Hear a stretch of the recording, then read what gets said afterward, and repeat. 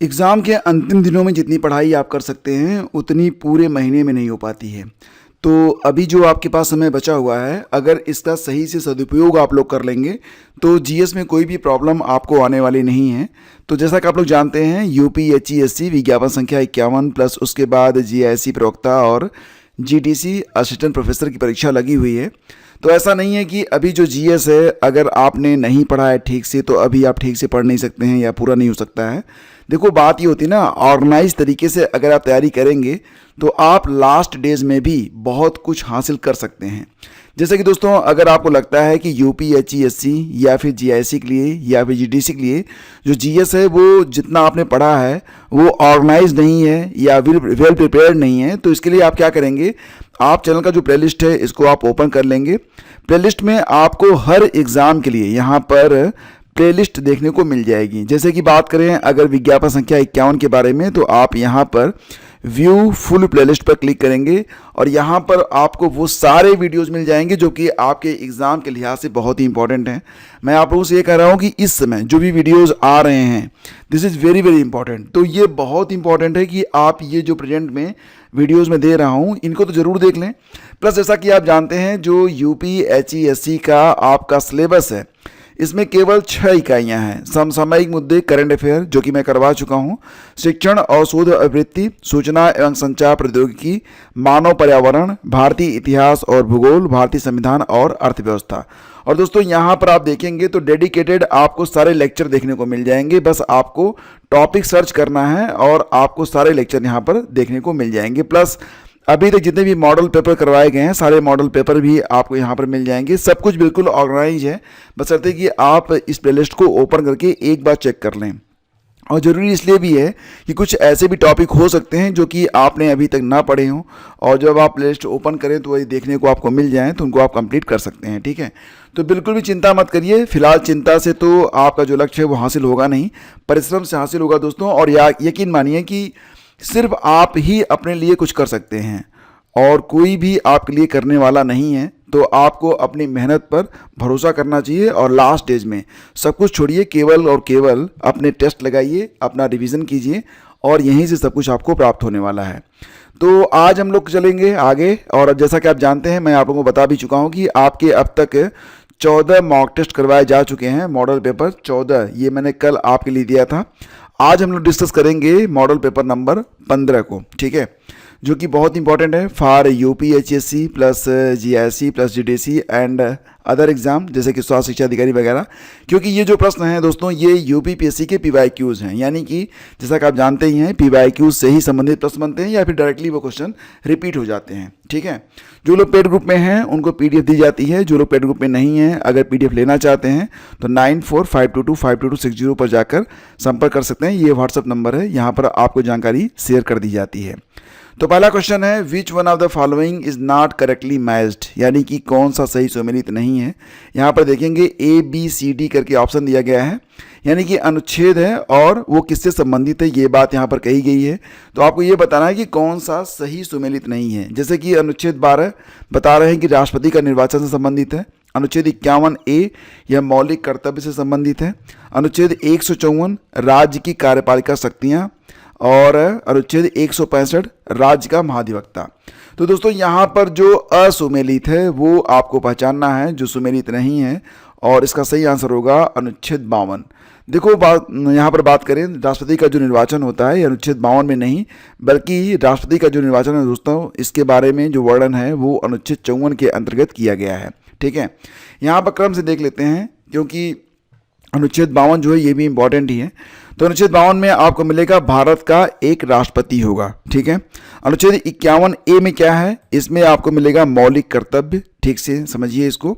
अनुच्छेद 154 में क्या है, राज्य की कार्यपालिका शक्ति के बारे में अनुच्छेद 154 में वर्णन किया गया है। और अनुच्छेद 165 में है राज्य के महाधिवक्ता से संबंधित इंफॉर्मेशन। ठीक है, राष्ट्रपति का निर्वाचन दोस्तों संविधान के अनुच्छेद 54 के अधीन लोकसभा, राज्यसभा और राज्यों की विधानसभाओं तथा संघ राज्य क्षेत्र दिल्ली एवं पुडुचेरी विधानसभा के निर्वाचित सदस्यों के द्वारा किया जाता है। ठीक है, नेक्स्ट है, which reference to the fundamental rights, मतलब मौलिक अधिकारों के संदर्भ में निम्नलिखित कथनों में कौन सा कथन सही है। तो मौलिक अधिकारों को मैं पढ़ा भी चुका हूं और आपकी पॉलिटी के नोट्स भी मैं दे चुका हूं जिसमें इस बात का पूरा वर्णन किया गया है। तो देखो यहाँ पर पहला कथन है कि संविधान का अनुच्छेद 19(1)(g), कौन सा अनुच्छेद? अनुच्छेद 19(1)(g) भारत के सभी नागरिकों का किसी भी पेशा या व्यवसाय करने के अधिकार को सुरक्षित करता है। ठीक है। अब दूसरा कथन क्या है कि संविधान के अनुच्छेद 19(1)(g) यानी कि सेम आर्टिकल के बारे में दोबारा बात हो रही है, कह रहे हैं कि इसके अंतर्गत मादक द्रव्यों के व्यवसाय करने का कोई मौलिक अधिकार नहीं है। तो यहाँ पर बिल्कुल सही बात कही जा रही है, चाहे आपका पहला कथन हो चाहे दूसरा कथन हो, यानी कि यहाँ पर देखेंगे तो आपका both 1 and 2 is correct and your answer will be C. ठीक है। तो संविधान के अनुच्छेद 19 के अधीन 6 प्रकार की स्वतंत्रता का उपबंध किया गया है और इसमें अनुच्छेद 19(1)(g) क्या कहता है कि भारत के सभी नागरिकों को किसी भी पेशा या व्यवसाय करने के अधिकार को सुरक्षित करता है। तो पहला कथन तो सही है, लेकिन किसी भी पेशा या व्यवसाय मतलब क्या आप शराब बेचेंगे? तो ऐसा नहीं है, ये उसको प्रतिबंधित करता है। अनुच्छेद 19 के अधीन प्रदत्त स्वतंत्रताएं जो हैं ये निरपेक्ष नहीं है कि आप कुछ भी करें, अर्थात राज्य युक्ति युक्त आधारों पर इन पर प्रतिबंध भी लगा सकता है। स्टेट ऑफ आंध्र प्रदेश बनाम मैकडोवेल एंड कंपनी 1996 के बाद में सर्वोच्च न्यायालय के द्वारा अब निर्धारित किया गया था कि मादक द्रव्यों के व्यापार या व्यवसाय हेतु मूल अधिकार का दावा नहीं किया जा सकता। अब इसको आप मूल अधिकार में मत लेके चलिए कि ये हमारी स्वतंत्रता है। ठीक है। यानी कि दोनों कथन यहाँ पर आपके करेक्ट हैं। ठीक है। नेक्स्ट आगे बढ़ते हैं। यहाँ पर आपको याद क्या करना है, आपको आर्टिकल पर थोड़ा सा फोकस करना है और आप एक दो बार देख लेंगे ना वीडियो तो आपको सब कुछ याद भी हो जाएगा। तो जो आर्टिकल और जो बिंदु यहाँ पर मैं बता रहा हूँ उनको आप थोड़ा सा ध्यान से देखेंगे, सारी चीज़ें आपको याद हो जाएंगी। अगला क्वेश्चन है कि किस गवर्नर जनरल के कार्यकाल में प्राचीन स्मारक संरक्षण अधिनियम पारित हुआ था? मतलब the ancient monuments preservation act was passed during the tenure of which governor general. ठीक है। तो दोस्तों यहाँ पर जो ऑप्शन में है वो है Lord Minto plus Lord Curzon, Lord Canning and Lord Ripon, और सही आंसर होगा दोस्तों आपका लॉर्ड कर्जन। ठीक है। तो प्राचीन स्मारक संरक्षण अधिनियम ये आया था 1904 में और उस समय गवर्नर जनरल कौन हुआ करता था? Lord Curzon. आपको याद होगा 1905 में बंग भंग हुआ था, बंगाल का विभाजन हुआ था और ये चीज़ें मैं आपको ऑलरेडी पढ़ा भी चुका हूँ। ठीक है ना। तो सब आपको याद रखना पड़ेगा। अगला है which reference to entropy when energy of the system increases, यानी कि बात यहाँ पर हो रही है एंट्रोपी के बारे में। एंट्रोपी के संदर्भ में जब तंत्र की ऊर्जा बढ़ती है तो निम्नलिखित में से कौन सा कथन सही होगा? देखो दोस्तों, पहले क्या होता था कि यूपीपीएससी में जो प्रश्न आते थे वो ज़्यादातर पर्यावरण या फिर जीव विज्ञान से संबंधित होते थे, लेकिन इस प्रकार के प्रश्न भी अब आयोग पूछ रहा है। ठीक है। तो अब यहाँ पर जो लोग मतलब साइंस बैकग्राउंड के हैं वो एंट्रोपी के बारे में समझ रहे होंगे, जो लोग साइंस बैकग्राउंड के नहीं हैं वो ध्यान से सुने, उनको सारी बात समझ में आ जाएगी। ठीक है। तो यहाँ पर एंट्रोपी के बारे में कह रहे हैं कि जब तंत्र यानी कि सिस्टम की ऊर्जा बढ़ती है तो निम्नलिखित में से कौन सा कथन सही होगा? तो तंत्र की एंट्रोपी घटती है, मतलब ये दूसरा कथन है। पहला है कि तंत्र की एंट्रोपी बढ़ती है, दूसरा है तंत्र की एंट्रोपी घटती है। अब आपको यहाँ पर जो सही विकल्प है वो आपको चुनना है। तो एंट्रोपी के संदर्भ में क्या करें कि जब तंत्र की ऊर्जा बढ़ती है यानी कि एंट्रोपी इस कंडीशन में क्या होगी? ये बढ़ेगी। ठीक है। तो केवल पहला विकल्प आपका सही होगा, ओनली वन, यानी कि विकल्प ए आपका यहाँ पर सही है। ऊष्मागतिकी यानी कि इसको कहते हैं थर्मोडायनेमिक्स, जिसमें एंट्रोपी आप पढ़ते हैं। तो एंट्रोपी निकाय में अनिश्चितता और अव्यवस्था की मात्रा को दर्शाता है। जब भी किसी निकाय को ऊष्मा दी जाती है अर्थात तंत्र की ऊर्जा बढ़ती है तब यह आणविक गति को बढ़ाकर निकाय की अव्यवस्था बढ़ा देता है, यानी कि एंट्रोपी क्या होगी? यह बढ़ जाएगी। ठीक है ना। नेक्स्ट है which one of the following rivers originate from the sacred tank of Multai? तो कौन सी नदी है जो कि मुल्ताई के पवित्र तालाब टैंक से निकलती है? महानदी, नर्मदा नदी, सोन नदी या फिर ताप्ती नदी? और दोस्तों मुल्ताई के पवित्र तालाब से निकलने वाली नदी का नाम ये है ताप्ती नदी। विकल्प डी आपका यहाँ पर बिल्कुल करेक्ट है। ताप्ती नदी मध्य प्रदेश के बैतूल जिले के मुल्ताई नामक स्थान के निकट सतपुड़ा श्रेणी से निकलती है तथा इसी श्रेणी के समानांतर 724 किलोमीटर की लंबाई में पश्चिम की ओर प्रवाहित होती हुई खंबात की खाड़ी में जाकर मिल जाती है। यह सतपुड़ा तथा अजंता पर्वतों के मध्य भ्रंश घाटी में प्रवाहित होती है। इसकी प्रमुख जो सहायक नदी दोस्तों ये पूर्णा है, ठीक है ना। आगे बढ़ते हैं। अगला क्वेश्चन है कि who among the following were associated with the formation of Swaraj party, यानी कि स्वराज पार्टी के गठन से संबंधित कौन है। तो यहाँ पर आपको चुनना है सुभाष चंद्र बोस, सी.आर. दास, जवाहरलाल नेहरू, मोतीलाल नेहरू। तो दोस्तों आप जानते हैं स्वराज पार्टी ये सी.आर. दास और मोतीलाल नेहरू ने मिलकर बनाई थी। तो 2 और 4 वाला जो विकल्प होगा ये आपका करेक्ट होगा। विकल्प ए में दिया गया है, तो विकल्प ए आपका यहाँ पर करेक्ट है।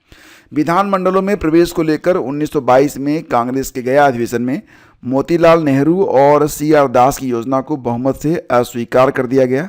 फलस्वरूप मार्च 1923 में चित्तरंजन दास और मोतीलाल नेहरू ने इलाहाबाद में कांग्रेस खिलाफत स्वराज पार्टी की स्थापना की, जिसे बाद में केवल स्वराज पार्टी के नाम से जाना गया, ठीक है ना। अगला क्वेश्चन है जुलू, यानी कि जो जुलू ट्राइब्स होती हैं, जुलू जनजातियां होती हैं, ये किस देश में पाई जाती है। जुलू जनजाति दोस्तों ये किस देश में पाई जाती है। न्यूजीलैंड, ऑस्ट्रेलिया, मोरक्को या फिर दक्षिण अफ्रीका में। तो जुलू का संबंध दोस्तों है दक्षिण अफ्रीका से। विकल्प डी आपका यहाँ पर बिल्कुल करेक्ट है। ये जो जनजाति है मिलेगी आपको साउथ अफ्रीका में। ये अपनी संस्कृति और परंपराओं के लिए विशेष रूप से जाने जाते हैं।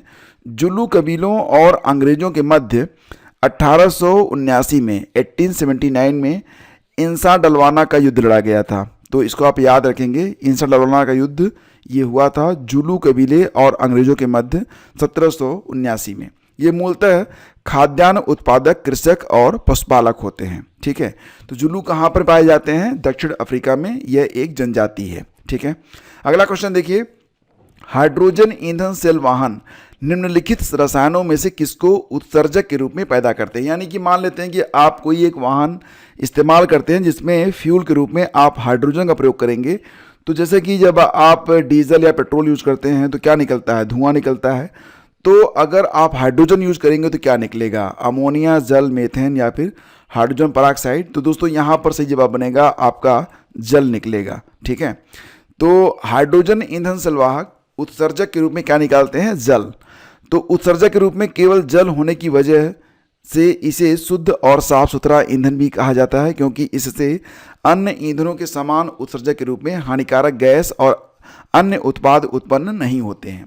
इस ईंधन की दहन क्षमता उच्च और हानिकारक उत्सर्जन शून्य होती है। मतलब इसमें जो ईंधन होता है वो पूरी क्षमता से इस्तेमाल होता है और इसमें कोई भी हानिकारक उत्सर्जन नहीं होता है। यह सेल हाइड्रोजन की रासायनिक ऊर्जा से विद्युत का उत्पादन करता है, ठीक है ना। अगला क्वेश्चन देखिए, which one of the following is not correctly matched. यानी कि यहाँ पर दिया गया है समानता का अधिकार और कह रहे हैं कि दोस्तों समानता का अधिकार ये आर्टिकल 14 से 18 के बीच में ये बिल्कुल करेक्टली मैच्ड है। शोषण के विरुद्ध अधिकार आर्टिकल 20 से 22 के बीच में दिया गया है, जो कि गलत है आपका, और यही आपका आंसर भी होगा। धार्मिक स्वतंत्रता का अधिकार दोस्तों मिलेगा आपको आर्टिकल 25 से 28 के बीच में। ये सब रटा हुआ होना चाहिए, एग्जाम में कन्फ्यूज़न भी हो जाता है कभी कभी, तो रटे रहेंगे, लिख लिख कर रटेंगे तो आपको भूलेगा नहीं। सांस्कृतिक एवं शैक्षणिक स्वतंत्रता का अधिकार ये मिलेगा दोस्तों आपको आर्टिकल 29-30 के अंतर्गत। तो इसमें जो आपका आंसर है वो विकल्प बी है, क्योंकि शोषण के विरुद्ध अधिकार ये जो बता रहे हैं कि आर्टिकल 20 से 22 के बीच में है, 20, 21, 22 में है, तो ऐसा नहीं है। ये मिलेगा आपको 23-24 के बीच में, ठीक है। मूल संविधान के भाग 3 में 6 प्रकार के अधिकारों का उपबंध है, जिसमें अनुच्छेद 19 से 22 तक स्वतंत्र अधिकारों को रखा गया है। शोषण के विरुद्ध रखा गया है किसमें, 23-24 में, ठीक है ना। अगला क्वेश्चन है, अधिकतर रेगिस्तानी पौधे रात के समय पुष्पित होते हैं, क्यों। तो यहाँ पर कारण दिया गया है कि उनमें फूल खिलना, पुष्पित होना कम तापमान पर नियंत्रित होता है, ऐसा है नहीं। वे चंद्रमा की दशाओं के प्रति संवेदनशील होते हैं, they are sensitive to the phases of moon, ऐसा भी नहीं। The desert insect eat away flowers during day, यानी कि रेगिस्तानी कीड़े दिन के समय फूलों को खा जाएंगे, ऐसा भी नहीं। बेचारे निकलते ही नहीं, वो निकलते हैं रात में और परागण के लिए यही कीड़े जिम्मेदार होते हैं और ये फूल भी काफ़ी समझदार होते हैं। तो वो तभी खिलते हैं जब ये कीड़े निकलते हैं, यानी कि रात में। तो विकल्प डी आपका करेक्ट है। रेगिस्तानी कीड़े रात के समय सक्रिय होते हैं और यही वजह होती है कि अधिकतर रेगिस्तानी पौधे रात के समय पुष्पित होते हैं। ठीक है ना। अगला क्वेश्चन है कि निम्नलिखित कथनों पर विचार कीजिए और नीचे दिए गए कूट का उपयोग करके सही उत्तर चुनिए। पहला कथन है कि ऋग्वेद में 1028 संस्करण है। दूसरा कथन है ऋग्वेद को अष्टक भी कहा जाता है। तो दोस्तों यहाँ पर पहला कथन सही है, दूसरा कथन भी आपका सही है, यानी कि दोनों कथन आपके सही हैं। उत्तर बनेगा विकल्प सी। दोस्तों देखो, जो संपूर्ण ऋग्वेद है ये 10 खंडों में है, इसे मंडल कहते हैं। ठीक है, जो खंड होते हैं उन्हें क्या कहते हैं? मंडल कहते हैं। ऋग्वेद का एक अन्य विभाजन अष्टक यानी कि 8 अष्टक में, 64 अध्याय में, 2112 वग्र में और कुल 10,552 मंत्रों के अंतर्गत किया गया है। ऋग्वेद में सूक्तों की संख्या कितनी है? 1017 है। याद रखिए, यदि बालखिल या परिशिष्ट भी जोड़ दिया जाए तो ऋग्वेद में सूक्तों की कुल संख्या हो जाती है 1028। ज़्यादातर यही प्रश्न आता है कि ऋग्वेद में सूक्तों की कुल संख्या कितनी है? 1028 है। इसमें विभाजन जो है अष्टक के रूप में 8, अध्याय के रूप में 64 और वग्र के रूप में 2112 किया गया है और ये 10 खंडों में विभाजित है। इसको आप याद रखेंगे। तो ध्यान दीजिए, ऋग्वेद को अष्टक भी इसी वजह से कहा जाता है और इसमें कुल 1028 संस्करण है। ठीक है ना। आगे बढ़ते हैं। देखिए यहाँ पर खदान दिया गया है और वो किस स्टेट में है ये आपको मैच कराना है। जैसे कि वैलाडिला बता रहे हैं मध्य प्रदेश में, तो ऐसा तो दोस्तों है नहीं। चिकमंगलूर मिलेगा आपको कर्नाटक में, ये सही है। मयूरभंज मिलेगा आपको उड़ीसा में, ये भी सही है। सिंहभूमि मिलेगा दोस्तों आपको झारखंड में, यानी कि पहला जो स्टेटमेंट है बैलाडिला खदान, ये बता रहे हैं मध्य प्रदेश में, तो ये गलत कथन है, यानी कि आपका उत्तर बनेगा विकल्प ए। ठीक है। तो देखो यहाँ पर जो बैलाडिला है दोस्तों, ये मध्य प्रदेश में नहीं बल्कि मिलेगा आपको छत्तीसगढ़ में। ठीक है, तो ये आप याद रखेंगे। बाकी चिकमंगलूर कर्नाटक में और मयूरभंज उड़ीसा में प्लस सिंहभूमि मिलेगा आपको झारखंड में। यहाँ पर देखिए सूची 1 और सूची 2 को आपको फिर से यहाँ पर सुमेल करना है। तो देखेंगे यहाँ पर जैसे कि चैलेंजर डीप जो होती है, चैलेंजर गर्त। ठीक है, देखो यहाँ पर एक है चैलेंजर डीप यानी कि चैलेंजर गर्त और दूसरा है चैलेंजर राइज। ठीक है, तो एक गर्त है, दूसरा क्या है? उभार है। ठीक है, तो वो आप याद रखेंगे। करेंगे इनको आपको मैच कराना है। डॉल्फिन राइज, इसके बाद चागोस राइज रिज जो है, तो इसको आप जब मैच कराएंगे दोस्तों तो इस प्रकार से बनेगा। चैलेंजर गर्त जो है ये उत्तर पूर्वी प्रशांत महासागर में है। ये यूपीपीएससी का पूछा गया प्रश्न है, गलत मत करना एग्जाम में, गलत नहीं होना चाहिए। डॉल्फिन उभार जो है ये उत्तरी अटलांटिक महासागर में है।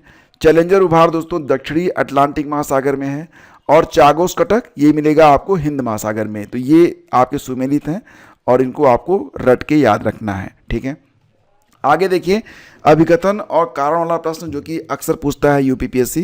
तो अभिकथन ये है कि बलबन तुर्काने चहलगानी का सदस्य था। क्या कह रहे हैं? बलबन तुर्काने चहलगानी का सदस्य था और रीजन बता रहे हैं कि उसने अपनी योग्यता के कारण अधिक महत्वपूर्ण स्थान प्राप्त किया था। ठीक है, तो देखते हैं यहाँ पर। देखिए पहला कथन है कि ए आर दोनों सही हैं, आर ए की सही व्याख्या है। दूसरा है कि ए आर दोनों सही हैं, आर ए की सही व्याख्या नहीं है। और तीसरा है कि A is true, R is false and next is कि A is false, R is true. तो दोस्तों यहाँ पर जो आपका है बी यानी कि दोनों सही तो हैं, लेकिन जो आपका रीज़न है वो असरसन की सही व्याख्या नहीं देता है। ध्यान दीजिए कि तुर्काने चहलगानी की स्थापना इल्तुतमिश ने अपने साम्राज्य के सुदृढ़ीकरण के लिए किया था, उसको मजबूत बनाने के लिए किया था। और बलबन तुर्काने चहलगानी का एक महत्वपूर्ण सदस्य था। आगे चलकर नसरुद्दीन महमूद के काल में बलबन अपनी योग्यता के कारण सुल्तान का खास आदमी बन गया। जब बलबन सुल्तान बना तो उसने तुर्काने चहलगानी का दमन कर उसे समाप्त कर दिया। इस प्रकार कथन और कारण दोनों सही हैं, लेकिन कारण कथन की व्याख्या नहीं है। ठीक है ना। अब आगे बढ़ते हैं। अगला क्वेश्चन है, देखिए लिस्ट 1 और लिस्ट 2 को आपको यहाँ पर देखना है और मैच कराना है। जैसे कि दोस्तों अमाशय रस में उपस्थित अम्ल, हड्डियों में उपस्थित अम्ल, सिरका में उपस्थित अम्ल और क्या है? दूध का खट्टा स्वाद। तो ये दोस्तों आपको मैच कराना है कि ये जो वजहें हैं वो किन कारणों से हैं। तो यहाँ पर देखिए आमाशय में जो उपस्थित अम्ल होता है वो होता है हाइड्रोक्लोरिक अम्ल। ये पाचक रस के रूप में प्रयोग में लाया जाता है शरीर के द्वारा। हड्डियों में जो उपस्थित अम्ल है उसे कहते हैं कैल्शियम फास्फेट। सिरका, इसमें एस्टिक एसिड होता है, और दूध का खट्टा होना ये लैक्टिक एसिड की वजह से होता है। तो ये आप रटे रहेंगे, ये भी याद रखेंगे। अगला है मराठों के बारे में। पहला है कि मराठा चौथ और सरदेशमुखी के रूप में कर वसूल करते थे, ये कथन आपका बिल्कुल करेक्ट है। दूसरा है कि मराठों ने 1761 में पानीपत के दूसरे युद्ध में भाग लिया था। तो दोस्तों ये कथन आपका गलत है, केवल पहला ही कथन आपका यहाँ पर सही है। मराठों ने 1761 में पानीपत के दूसरे युद्ध में नहीं बल्कि तीसरे युद्ध में भाग लिया था, ठीक है। तो यहाँ पर ध्यान दीजिए कि मराठों ने 14 जनवरी 1761 को अफगानों के विरुद्ध हुए पानीपत के तीसरे युद्ध में भाग लिया था, न कि दूसरे युद्ध में। और मराठों ने राजस्व के रूप में चौथ और सरदेशमुखी कर को, टैक्स को वसूल किया था, ठीक है। अगला क्वेश्चन है, नीचे दो कथन दिए गए हैं। अभिकथन है कि नर्मदा नदी अपने मुहाने पर डेल्टा का निर्माण करती है। तो नर्मदा नदी दोस्तों अपने मुहाने पर डेल्टा का निर्माण नहीं करती है, पहला कथन आपका गलत है। कारण बता रहे हैं कि यह एक भ्रंश घाटी से बहती, ये बिल्कुल आपका करेक्ट है, ठीक है। यानी कि अब ए जो है गलत है, आर सही है। ए गलत है, A is false, R is true. तो विकल्प बनेगा डी, आपका जो उत्तर होगा विकल्प डी होगा।